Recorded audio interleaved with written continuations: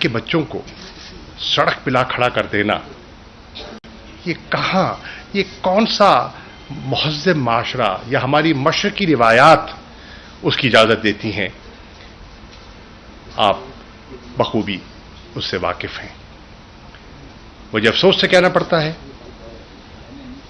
जिसने भी वो देखा, जिसने भी पढ़ा, उसको तकलीफ हुई और वो अफसुर्दा है।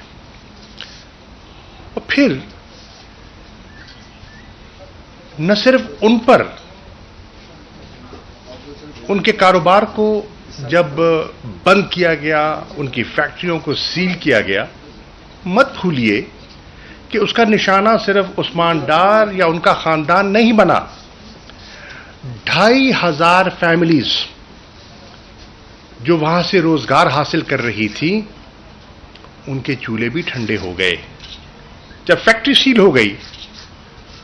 और वो फैक्ट्री जो एक्सपोर्ट पे कंट्रीब्यूट कर रही थी, डॉलर कमा रही थी मुल्क के लिए, उसको आप बंद कर रहे हैं। तो क्या ये मईशत की खिदमत है?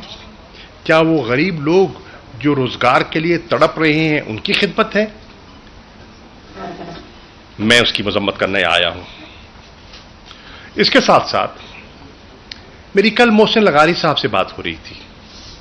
मोहसिन लगारी हमारे इलेक्टेड एमएनए फ्रॉम पीटीआई,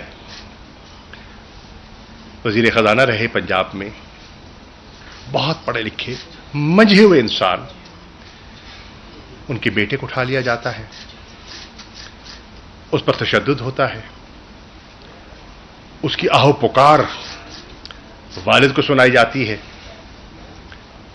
और पूरा खानदान इतना बेबस हो जाता है कि ना चाहते हुए भी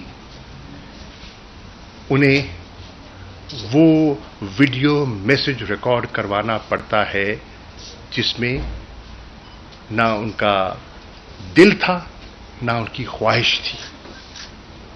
इसी तरह आप देखिए, हमारे साथ मेंबर नेशनल असेंबली नियाज जक्खड़ साहब, लहिया से उनका ताल्लुक है, शरीफ उन नस, सुलझे हुए इंसान। 2 दिन पहले वो पार्टी के साथ अपनी वाबस्तगी का बरमला इजहार करते हैं, फिर वो गिरफ्तार हो जाते हैं और गिरफ्तारी के 48 घंटे के अंदर उनका एक बयान आ जाता है और वो बयान वही जमात से लाताल्लुकी और आइंदा इंतखाबात में आज़ाद हैसियत से हिस्सा लेने का इरादा। ये क्या हो रहा है? ये क्यों हो रहा है? इसका नोटिस कौन देगा? मैं जनाबे काकड़ साहब से कहूंगा, आपका पहला बयान आया था कि आप इंश्योर करेंगे शफाफ इंतखाबात।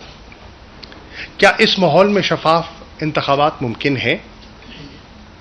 मैं चीफ जस्टिस पाकिस्तान की खिदमत में अर्ज करूंगा, इस किस्म के इकदामात का उनको नोटिस लेना चाहिए।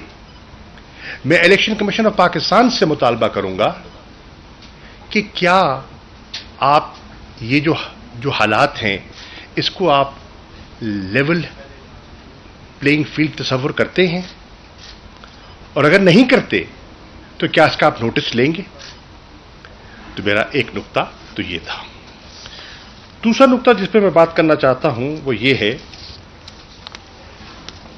कि एक मीडिया हाउस ने खास तौर पर एक अभाम पैदा करने की कोशिश की कि कोर कमेटी के इख्तलाफात, लीगल टीम पर सवालिया निशान,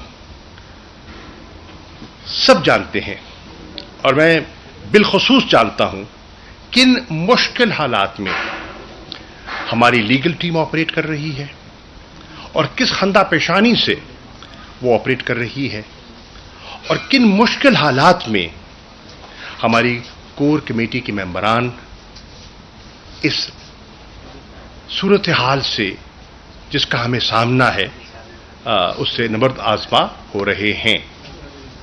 मैं वजाहत करना चाहूँगा, इस किस्म की जो खबरें हैं ये मन घड़त हैं, डिस इन्फॉर्मेशन का मंसूबा है और एक साजिश का हिस्सा है, ताकि पार्टी की रैंक एंड फाइल में कंफ्यूजन पैदा की जाए, अभाम पैदा किया जाए, उनके जहनों को मुतासिर किया जाए। मैं वजाहत करना चाहूंगा, इसमें कोई हकीकत नहीं है और इंशाअल्लाह ये वक्त के साथ दम तोड़ जाएगी।